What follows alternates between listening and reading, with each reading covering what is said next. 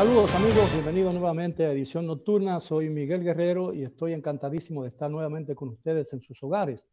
En la noche de hoy les tengo un programa sumamente interesante. En el día de hoy, en el Palacio Nacional, el Comité de Gestión de la Lucha contra el Coronavirus recomendó al gobierno dominicano que desistiera de entrar mañana, como está previsto, en la tercera etapa de escalamiento del tema económico. De manera pues que vamos a hablar de ese tema que es sumamente importante con los doctores Clevis Pérez y el doctor Edith Pérez-Tem, que son unos conocidos médicos especialistas en la materia. Vamos a hacer una pausa y luego de ella regresamos con el tema de esta noche.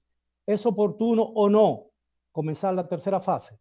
Siga con nosotros, regresamos después de la pausa.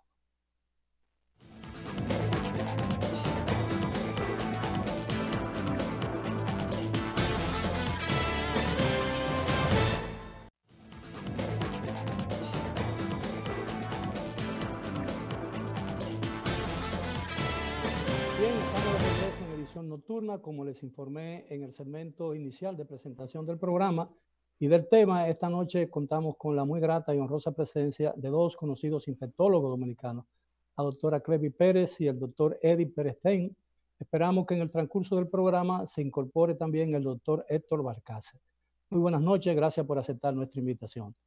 Bueno, en el día de hoy, el Comité de Emergencia y de Gestión Sanitaria contra el Coronavirus y Prevención de la Enfermedad recomendó al presidente de la República que no autorizara la tercera fase del plan de descalamiento que estaba supuesto o está supuesto a iniciarse mañana, debido a que han aumentado los casos de la enfermedad en el territorio nacional. ¿Qué recomiendan ustedes? ¿Cuál es la posición real del coronavirus en este momento? No sé si la doctora Pérez quiere comenzar. Bueno, la opinión mía particular es que estoy muy de acuerdo. Hemos visto realmente con preocupación como en otros países esta enfermedad COVID-19 está aumentando de una forma importante en Sudamérica. Hemos visto también que los países que se han acelerado con la descalonada están viendo entonces un incremento de los casos. Por ejemplo, ahora mismo la situación que están viviendo países como Perú, como Chile y bueno, y sobre todo Brasil, que se ha convertido en el segundo país más afectado tanto en número de casos como en número de muertos. Pero que en principio parecía haber tenido éxito. Pero inclusive en países, bueno, y la realidad es que lo que ellos reportan es que la realidad es muchísimo mayor que eso que se está viendo. Ya hay casi 1 millón de casos en Brasil, ¿no? Con casi 50.000 muertos, me parece, ¿no? 40 y pico. Y estos casos en realidad solamente representan, ¿no?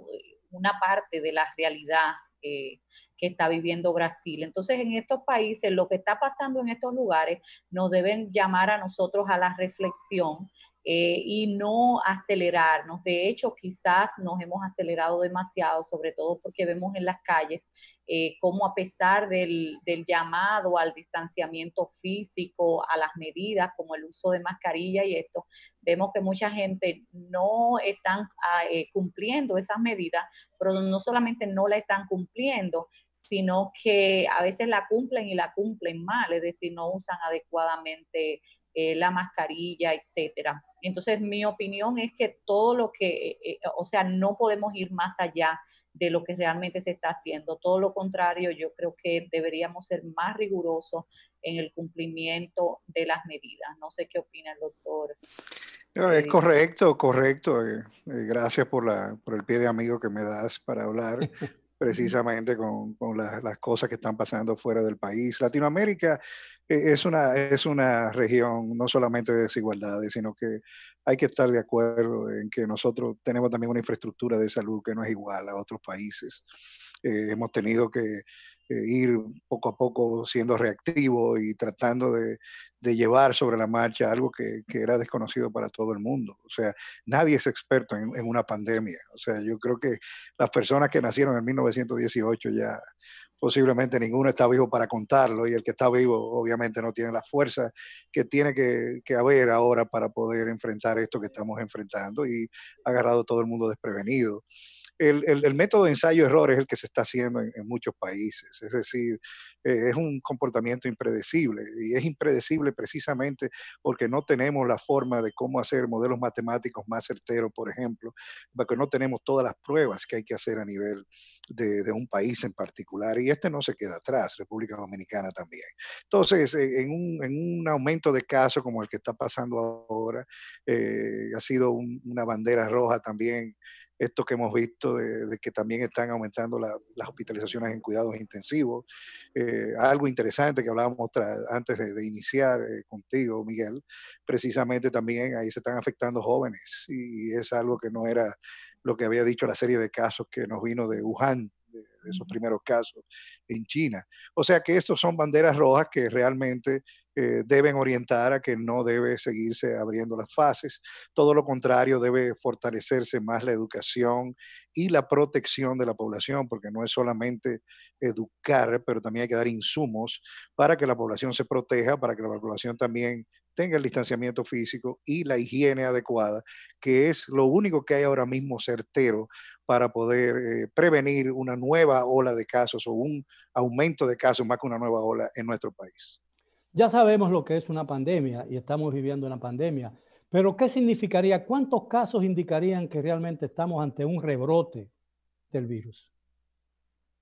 ¿Estamos realmente ante un rebrote o no? Esa es una pregunta interesante y que debe hacerse el sistema de salud y en otros lugares en otros programas que también hemos estado. Miguel, hemos dicho eso básicamente, que tiene que haber indicadores claros que nos digan cuándo abrir o cuándo cerrar la economía. Una de las cosas es que si tú vas a abrir una fase 1, tú tenías que tener indicadores claros de por qué lo ibas a hacer, y tenías que haber accionado sobre la población, haberle educado lo suficiente para estar seguro de que esos indicadores que tú vas a crear, entonces los vas a medir y vas a saber si restringes o no la apertura de la economía. En el caso, por ejemplo, de nuestro país, que hemos visto que en las últimas semanas, previa a esta semana que estamos viviendo, estábamos teniendo un aumento de casos de un 2 a 3%, por ejemplo, todos los días, en comparación con el día anterior.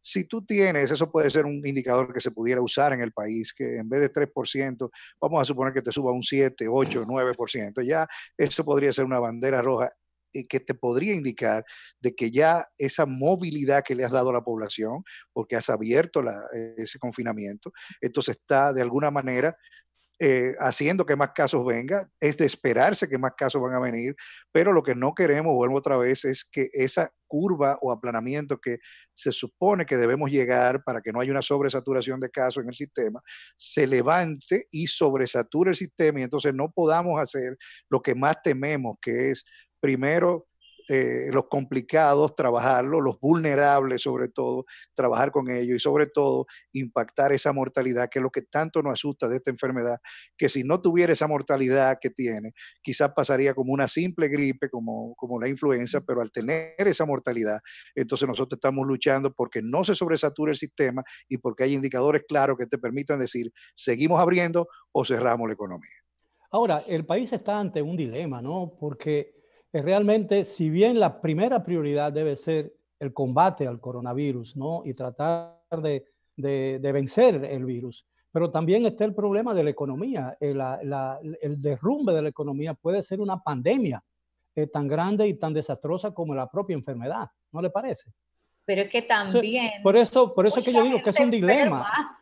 Y no, mucha gente enferma al mismo tiempo. No, pero yo lo que digo es que de mi posición es muy cómodo yo opinar sobre eso, pero sobre las espaldas de las autoridades, en lo que están llamados a tomar las decisiones, hay un dilema, tiene que ser un dilema que debe pesar mucho en la conciencia de esa gente, ¿no?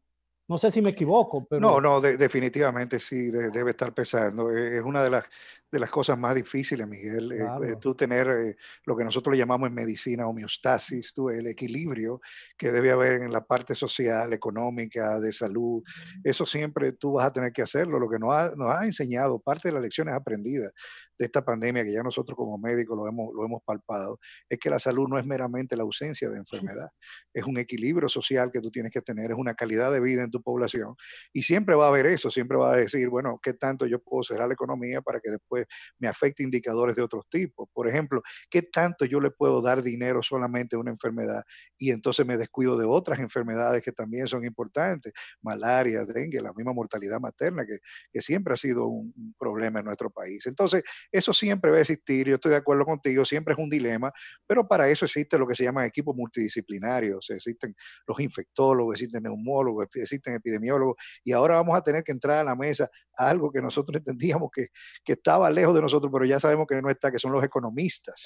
Los economistas son importantes porque son los que te dan los indicadores conjuntamente con nosotros, y quizás en esta parte de donde estamos ahora en la epidemia en el país, es importante hablar de eso. O sea, ¿qué tanto nosotros vamos ahora a rescatar los economistas? Quizá en estos paneles, Miguel, también aparte de nosotros como médicos, sería interesante entrar un economista, hablar sobre lo que es la economía y hablar sobre todo lo que va a ser el equilibrio de la economía con lo que es salud, con lo que es internamiento, con lo que es la accesibilidad a insumos y sobre todo que no pase que tengamos que ver una epidemia en el país que solamente se vierte el dinero en salud y después entonces tengamos indicadores que permeen e impacten en lo que son los indicadores más importantes de la salud, que son precisamente esos económicos que impactan en el sistema de salud tanto del país como fuera.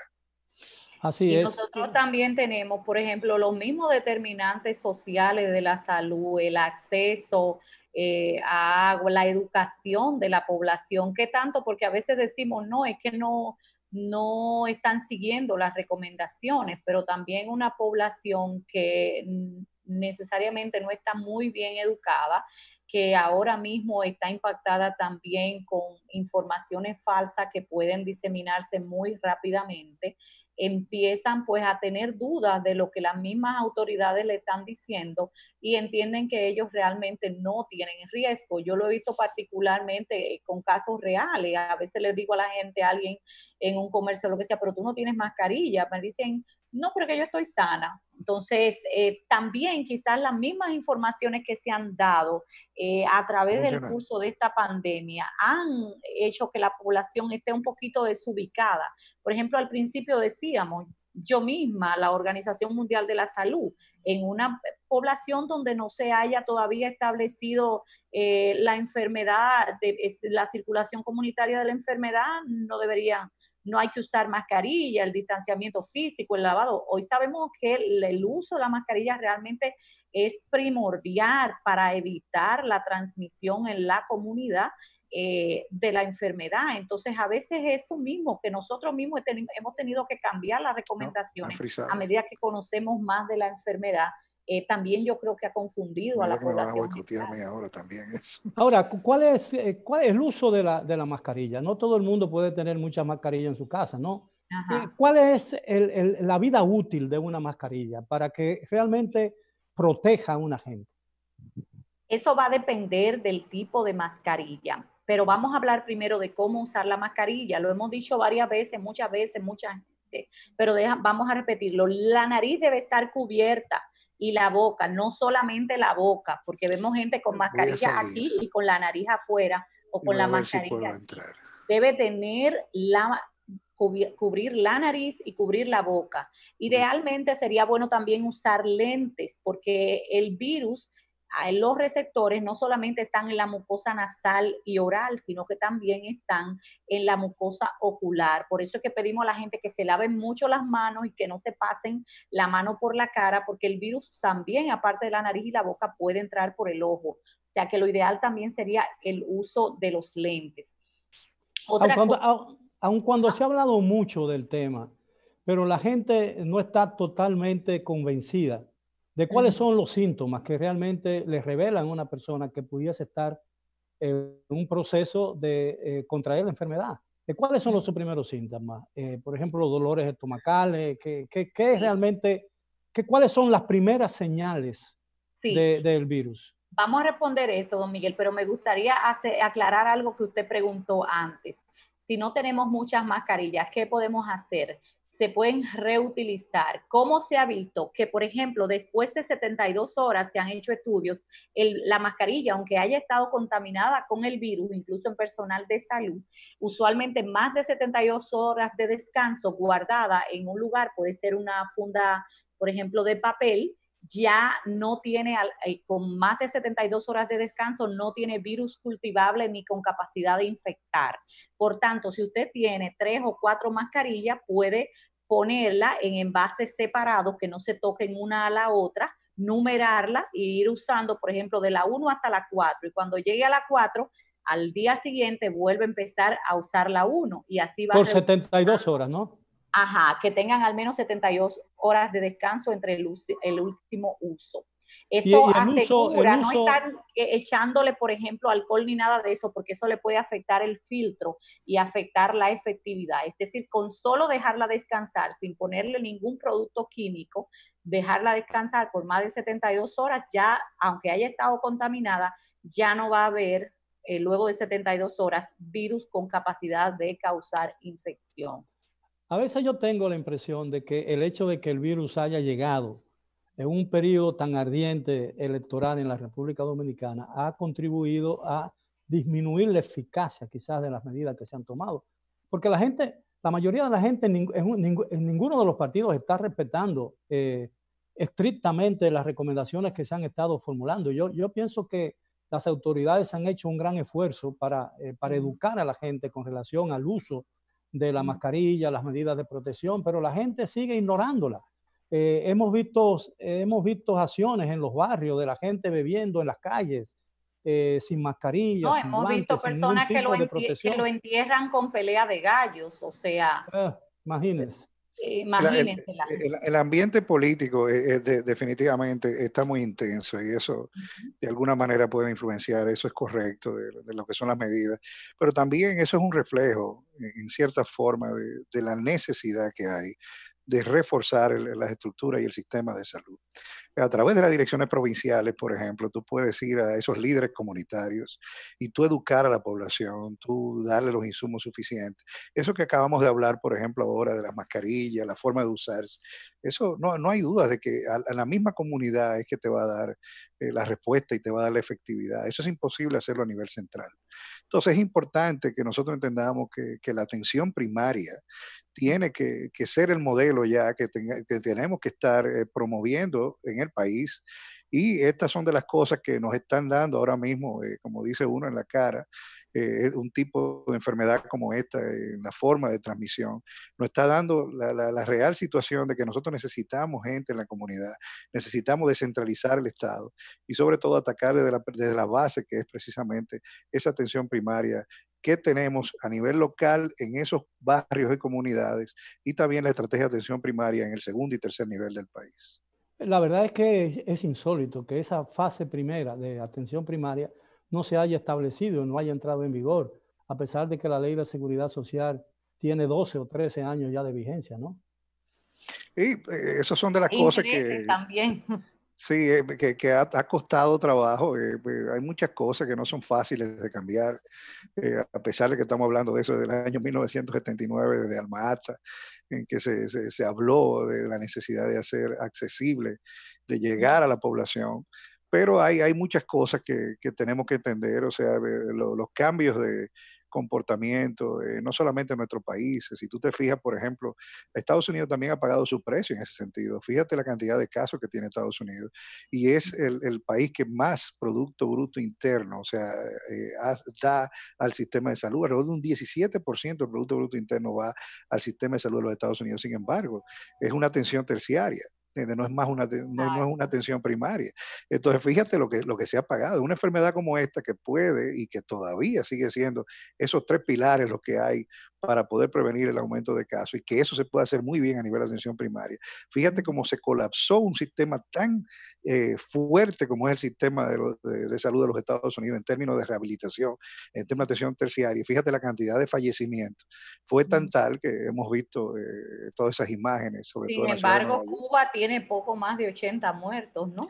Sin Y poco embargo, más de Cuba, 2.000 casos, porque y, Bueno, Cuba es buena lo y de sí tiene Cuba, atención lo de primaria. Cuba hay que verlo con pinza, porque en una dictadura ahí no hay medios de comunicación. Bueno, lo de dictadura depende cómo se vea. Yo no estoy Bueno, muy... no, pero quiero decir que ahí no hay libre información, porque no hay una prensa crítica como Pero los existe, por muertos no se ejemplo, pueden esconder, don Miguel. Los muertos no se pueden esconder. No se pudieron esconder en Nueva York, ni se han podido esconder en Brasil, ni se han podido porque son esconder en sociedades abiertas. Pero yo sí, tengo una pregunta y con el cual vamos a cerrar este segmento para iniciar el nuevo. Es decir, ¿por qué? Y lo conversamos antes de comenzar el programa. ¿Por qué si esa enfermedad, si la letalidad ha sido inferior a la de muchas otras pandemias en la historia de la humanidad, por qué el mundo se ha rendido al coronavirus? Ese será el tema cuando regresemos después de la pausa. Continúen por nosotros, por favor, aquí en Edición Nocturna.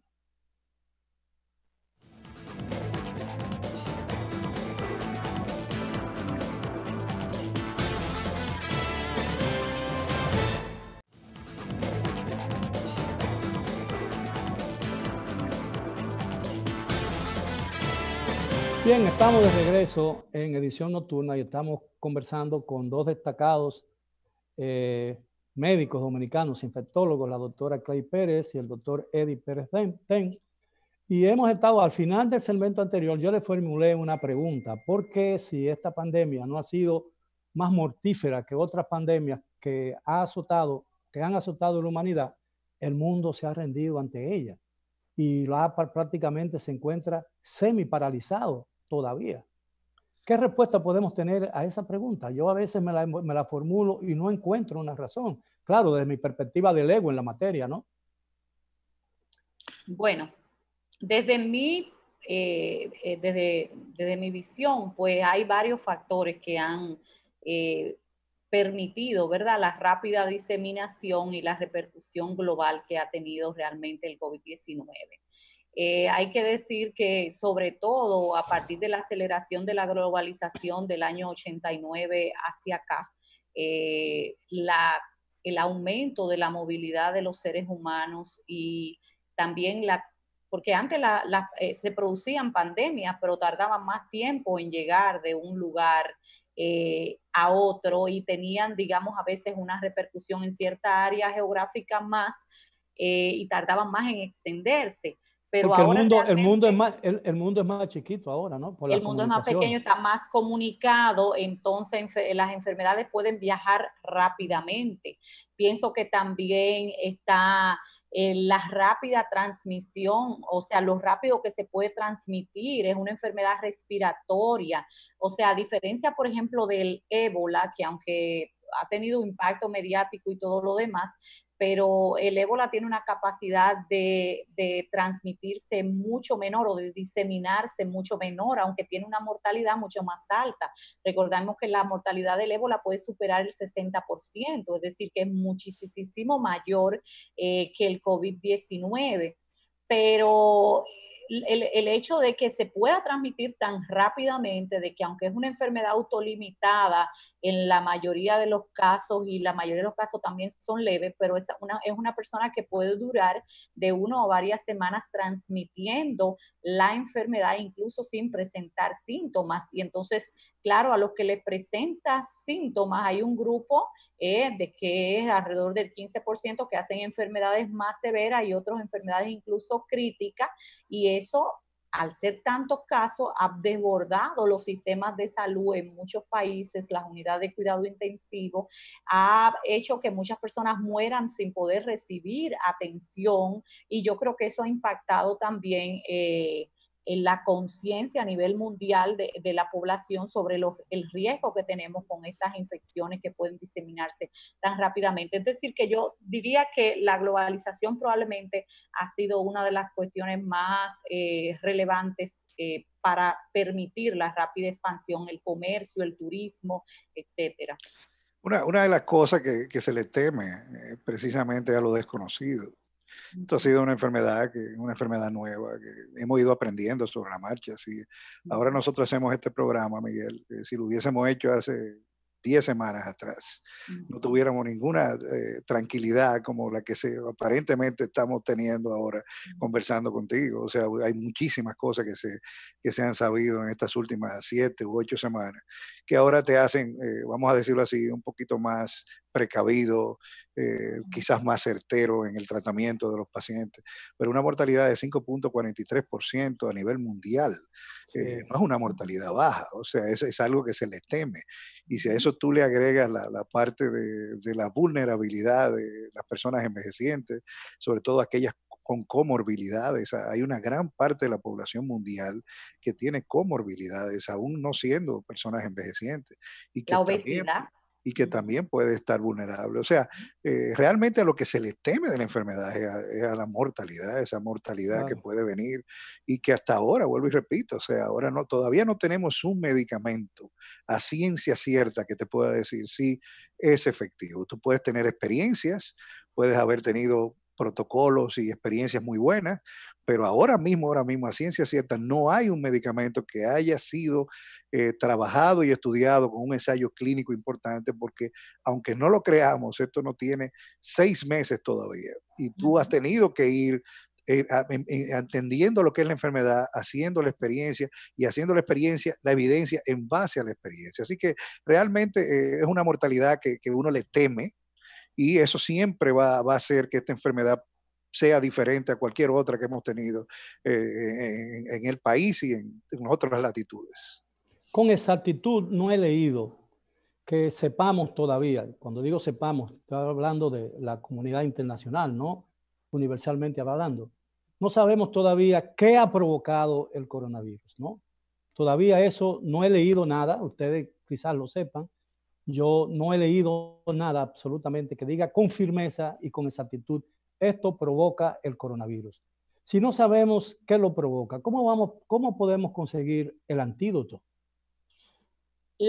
O sea, que lo provoca es un virus, o sea, sabemos, Exacto, pero los coronavirus son conocidos desde hace más de 50 años, lo único es que a medida que van pasando las décadas surgen nuevos, se identifican nuevos, y entonces en este caso de este SARS coronavirus 2 que surge a finales o se identifica a finales del pasado año, apenas a finales de diciembre de 2019, lo más probable, es decir, la evidencia sugiere que realmente es una zoonosis, es decir, una enfermedad que vino del contacto de animales con seres humanos, porque muchos animales también tienen estos virus. Los virus a veces se adaptan a un nuevo huésped, es decir, tienen mutaciones, tienen cambios que le confieren la competencia de poder atacar a un nuevo huésped.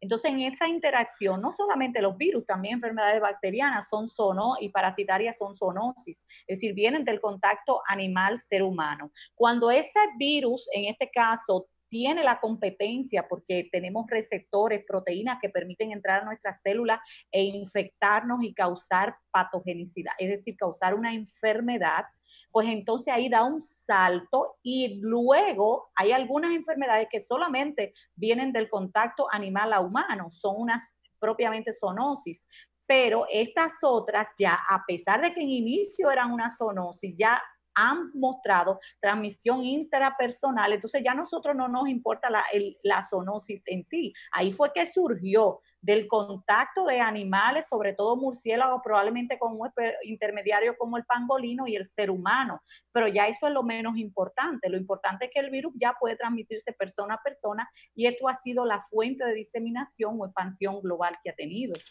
Yo creía que lo de la fuente de contagio o la fuente de la creación del coronavirus no era ya el murciélago, ya se había descartado esa tesis, ¿no? Lo que pasa es que hay muchos coronavirus en los murciélagos. No solamente los murciélagos, sino murciélagos inclusive utilizando otro animal, como decía, por ejemplo, el pangolino, que se ha asociado como intermediario, pero por ejemplo en otro coronavirus como el MERS se han asociado a los camellos. Entonces hay un huésped intermediario que es probablemente quien facilite que desde animales como el murciélago puedan llegar al ser humano. Es decir, no una interacción directa entre el murciélago y el humano, sino a través de probablemente un huésped intermediario. Un trampolín, ¿no? La evidencia también, o sea, fíjate que es el virus que produce la enfermedad es el SARS-CoV-2. Fíjate que es una variante del SARS, ¿ok? De ese SARS recuerda que fue 2002, 2003 con una mortalidad de alrededor de un 9 a 10%, que fue algo también que impactó al mundo y tuvo una mortalidad alta y como todas enfermedades que tienen esa mortalidad alta tiende a desaparecer. Viene rápidamente porque la mortalidad es un proceso que va reduciendo la posibilidad de contagio a otras personas. Pero el SARS-CoV-2 precisamente viene de una variante del SARS que es un gen, o sea, tiene su molécula, su parte anatómica muy parecida a lo que es una variante que viene del murciélago. O sea, por eso tú tienes que entender que estas son analogías que uno hace. O sea, uno siempre va haciendo la analogía de cómo la enfermedad va pasando, como dice la doctora, una zoonosis, va pasando de animal a humano y solamente apenas 10 días después de que se detectaron los primeros casos, el 31 de diciembre, el 1 de enero, ya se tenía el genoma del virus y eso permitió, Miguel, rápidamente hacer pruebas diagnósticas que han sido muy importantes para saber quién tiene la enfermedad y quién no, y ahora se está hablando, como lo saben ustedes, de una vacuna. O sea, esas son cosas importantes y el compartir la información fue sumamente importante para que se desarrollaran toda estrategia de prevención, diagnóstico y ahora posiblemente un tratamiento. El papel de la Organización Mundial de la Salud en este caso ha sido muy cuestionado. ¿Por qué razón? Bueno, las instituciones que comienzan desde el inicio y que tienen el papel que tiene la Organización Mundial de la Salud pagan su precio. No es fácil tú ser el vocero de algo que llega por primera vez al mundo y que vas comenzando a hacer cosas y tú tienes que ir diciendo, esto se vio aquí, esto no se vio allá, ahora hay que cambiar la forma de pensar. Es una institución que realmente, si nos vamos al riesgo-beneficio o al peso que ha tenido lo que ha hecho la Organización Mundial de la Salud en todos estos años, realmente es una institución que ha ayudado mucho al mundo. O sea, nosotros hemos tenido informaciones de la OMS desde hace más de 50, 60 años, desde su fundación a finales de los años 40, principios 50, y hemos tenido una institución que ha ido a la vanguardia de lo que son las estadísticas. Yo creo que realmente, como toda institución que está viendo cosas nuevas y tiene que estar lidiando con todo lo que es información reciente y que va a ser contradictoria como siempre ha sido la información en medicina, puede pagar el precio en un momento determinado, pero no hay duda de que hace falta, de que ha sido necesaria y de que va a seguir siendo necesaria. De hecho, ¿quién fue la primera institución que nos dio las pruebas de PCR para comenzar a hacer pruebas aquí en el país? Fue la OPS, que es una rama de las Américas de la OMS. Así que hay que ver las cosas en su contexto y hay que entender que son instituciones que son válidas y que van a seguir siendo necesarias para la salud mundial y local. No, yo estoy totalmente de acuerdo con su apreciación. Le hice la pregunta porque existe una preocupación bastante generalizada de que como resultado del conflicto entre China y los Estados Unidos, el presidente norteamericano ha amenazado con quitarle el apoyo financiero a la OMS, lo cual sería catastrófico, ¿no? En una situación de pandemia universal. Sí, realmente ha tenido un uso político. Realmente la pandemia o las enfermedades en sentido general tienen un uso político, ¿verdad? La llamada biopolítica y el biopoder, cómo las decisiones de la vida, de la muerte, de la salud de la persona son utilizadas por los gobiernos. Y ciertamente antes de esto había un gran conflicto comercial, una guerra económica, ideológica y de muchas cosas entre Estados Unidos y China. Entonces eso ha sido usado también. Esto pudo haber surgido en muchos otros sitios. Se ha hablado inclusive como, por ejemplo, la misma, ahorita el doctor Pérez Ten hablaba de la influenza de 1918. Eso surge, a pesar de que se llama gripe española, la evidencia sugiere que realmente surgió en Estados Unidos. Entonces, a veces las pandemias surgen, por ejemplo, la misma del coronavirus surgió fue en Arabia Saudita. Es decir, las enfermedades pueden surgir en determinados países, pero en este caso, como surge en China, eso ha sido utilizado, ¿verdad? Por los estados, por el presidente norteamericano como parte de su guerra contra China. Es curioso que la pandemia y la fiebre española no fue española realmente. Lo que pasa es que cuando llegó a España, que no estaba en guerra, no había censura de prensa, se conoció la enfermedad, pero realmente comenzó en el centro de Europa, durante la Primera Guerra Mundial. Habla de Estados Unidos también, el estado de Kansas. Te puedo decir, como epidemiólogo, si hay algo que nosotros hemos tratado de estudiar a través del tiempo y conociendo el contexto histórico de las enfermedades. Existen dos parámetros políticos importantes, uno es el Westphalian y otro es el post-Westphalian. El Westphalian, por ejemplo, el pensamiento westphaliano, es el pensamiento que tú cierras tu frontera para que otros no vengan a atacar tu frontera y para que las infecciones que hayan fuera no puedan venir dentro de tu frontera. Eso se vio mucho, ese paradigma en los años 60, 70, hasta que a finales de los 70 en Estados Unidos, Jimmy Carter vino con ese pensamiento post-westphaliano, vamos a decirlo así, de que mejor nosotros ayudamos a los países para que no vengan con enfermedades hacia nuestro país. Y eso ha sido el cambio que ha habido de paradigma y que ha afectado también la salud. Entiendo que muchos países, puede ser el caso de los Estados Unidos, no es mi experiencia ni mi expertise, pero sí pueden haber vuelto a ese paradigma westphaliano de querer cerrar sus fronteras para sentirse protegidos. No obstante, todos sabemos ahora mismo, como bien dijo la doctora ahorita, la movilidad, el intercambio, la globalización que hay, y llegará un momento en que sabremos qué va a ser lo mejor, no solamente en términos de gobernanza política, sino también cómo va a ser esa homeostasis entre gobernanza política y salud, que es lo que tiene que venir como una lección aprendida de este fenómeno pandémico que estamos viviendo ahora mismo. Bueno, se explica en cierta medida que la apertura de fronteras, la eliminación de fronteras, es quizás lo que ha provocado la rápida expansión del coronavirus en Europa, ¿no? Bueno, sí, eso es algo, podríamos verlo de esa manera, pero también y podemos verlo así también, Miguel. Gracias por esa pregunta, es una pregunta que te pone a reflexionar, es un comentario que tú también tienes que verlo en este sentido, o sea, también el intercambio de información es importante, o sea, si no hubiese habido ese intercambio entre el genoma viral, tú no hubieras podido desarrollar ningún tipo de diagnóstico. Y por más cerrada que tuviera la frontera, si eso hubiera atacado o hubiese llegado algún visitante, que no tiene que ser una persona que va a atacarte a tu país, sino que va de alguna manera, pudiese haber habido todavía un problema mayor a nivel mundial. Yo creo que también la apertura de fronteras, la apertura de la información ha permitido que rápidamente podamos atacar esta enfermedad. Yo creo que, por ejemplo, Latinoamérica se vio beneficiada de eso, de que otros países tomaran esas medidas. Yo no me imagino República Dominicana, no sé si ustedes se lo imaginan, cerrando y haciendo un confinamiento si no lo hubiera visto en otros países. O sea, si no creo que lo hubiera hecho como sistema de salud. Sin embargo, lo hizo y creo que ha sido una de las medidas que ha impactado ese confinamiento en lo que ha sido el aumento de casos, el que no se haya desbordado el sistema de salud, eso y otras cosas más que posiblemente no sabemos. Pero fíjate qué importante es la apertura, el tú tener la información y obviamente ese pensamiento post-westphaliano de tú poder ayudar a los otros países a formar su infraestructura de salud también debe influenciar de alguna manera a esos países desarrollados que ayudando a los no desarrollados no le va a llegar la enfermedad en un momento determinado. En un momento, hace algunos años, se creía que los avances en la investigación científica en el campo de la medicina iban a permitir saber que las nuevas generaciones, las predisposiciones, ¿no?, de las nuevas generaciones, ¿no? Este muchacho que nació hoy tiene una tendencia a padecer de tal enfermedad o padecer de tal otra enfermedad y todo eso, pero no he vuelto a leer nada sobre eso.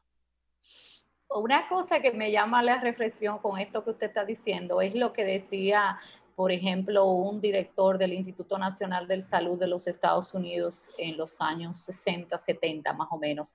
Decía algo así como que estábamos llegando al fin, que con las nuevas vacunas, antibióticos y eso que estaban surgiendo, se estaba llegando al fin de las enfermedades infecciosas y que entonces se iba a dar más importancia, mayor preponderancia a las enfermedades crónicas no transmisibles.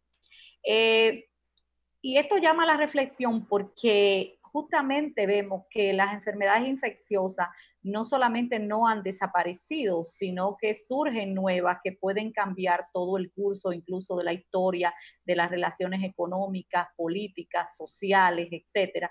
Es decir, que no solamente cuando un niño nace hay que pensar en qué enfermedades puede sufrir desde el punto de vista metabólico, del cáncer, hacer estudios genómicos para ver la predisposición que tiene hacia ciertas neoplasias, hacia ciertas enfermedades metabólicas, sino también ver que las enfermedades infecciosas están ahí, pueden surgir en un momento determinado como esta y expandirse y cambiar, ¿no? el curso de la historia. ¿Qué no ha hecho el gobierno o qué no han hecho las autoridades médicas de la República Dominicana que pudieron haber hecho en la lucha contra este virus? Lo primero fue preparar la infraestructura de salud. Yo creo que se tardó mucho en buscar las cosas necesarias para poder tener una mejor preparación de lo que es el sistema. Por ejemplo, yo creo que pudo haberse tenido más proactividad en tener pruebas suficientes para hacer a la población y poder identificar mejor los contactos. Yo creo que aquí se pudo hacer eso. Ya cuando se vio la necesidad de buscar pruebas, ya el mundo entero quería pruebas y ahora nos vimos la necesidad bueno, nos vimos en la precariedad de no poder conseguir todas las pruebas que necesitamos.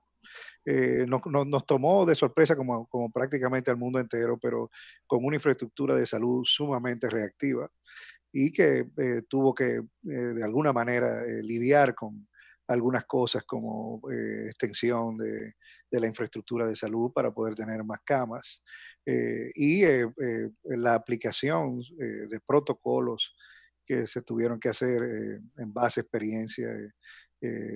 Creo que la parte de investigación también ha fallado, o sea, creo que ha sido algo que no hemos tenido, el por qué se ha comportado así el virus en el país. Pensábamos que íbamos a tener un virus que se iba a comportar diferente, con muchos más casos, con una sobresaturación. Algo ha pasado, a lo mejor la parte genética, tenemos una variante del virus, automedicación, vacuna de BCG, como se ha hablado en algunas ocasiones. O sea, hay una serie de cosas que se han dicho, pero la investigación ha faltado, la academia no ha jugado un rol importante en lo que es las mesas de decisiones. Y creo que esas son de las cosas que tenemos que tener en cuenta, no solamente para esta entidad que nos está afectando ahora. Yo creo que este siglo se va a caracterizar, lo que queda de él, por tener precisamente, como dice la doctora, enfermedades infecciosas, enfermedades virales, enfermedades bacterianas. Y la lección aprendida que no nos debe pasar por alto es que no paguemos el precio de no invertir en la infraestructura de salud. Hay que invertir y hay que invertir con recursos, no invertir como hace el PIB de los Estados Unidos, un 17%, sino saber dónde invertir y con la calidad de lo que es el PIB en salud. Nos queda menos de un minuto y yo quiero hacerle una pregunta. Evidentemente, lo que hemos estado padeciendo, lo que hemos estado viendo en la República Dominicana indica, sin lugar a dudas, que requerimos una reforma que transforme el sistema de salud de la República Dominicana una vez superemos el coronavirus. 30 segundos. Acceso universal a la salud. Como nace estudiando la historia del sistema de salud en República Dominicana, el sistema, la atención sanitaria empezó en pequeños consultorios desde el siglo, sobre todo el siglo XIX en adelante, en pequeños consultorios privados de los médicos, pequeñas iniciativas. Básicamente la sanidad siempre ha sido pública, si vemos la inversión de bolsillo en encuestas, por ejemplo, en hogar y encuestas de salud en el hogar, vemos que la inversión de bolsillo en la atención de salud siempre ha sido muy alta en la República Dominicana. Bien. Ha sido un sistema básicamente desde lo estatal de laissez-faire, de dejar hacer, de que todo el mundo hiciera lo que creyera. Entonces yo creo que debemos ir hacia una salud más pública realmente, más dirigida por el Estado y con acceso universal a la salud. No le podemos Bien. Dejar las decisiones de salud al sector privado. Yo creo que eso debe Bien. Ser una competencia del Estado. Bien, el tiempo se nos agotó, doctores. Yo le estoy sumamente agradecido por esta magnífica oportunidad y espero y no tengo dudas de que los amigos de Edición Nocturna disfrutaron el programa y habrán aprendido de mucho sobre una enfermedad que tiene de rodillas a mucha gente en la República Dominicana. Ha sido todo por hoy, doctores. Gracias por su atención y a los amigos televidentes los esperamos mañana como de costumbre a la hora de siempre. Hasta entonces. Muchas gracias.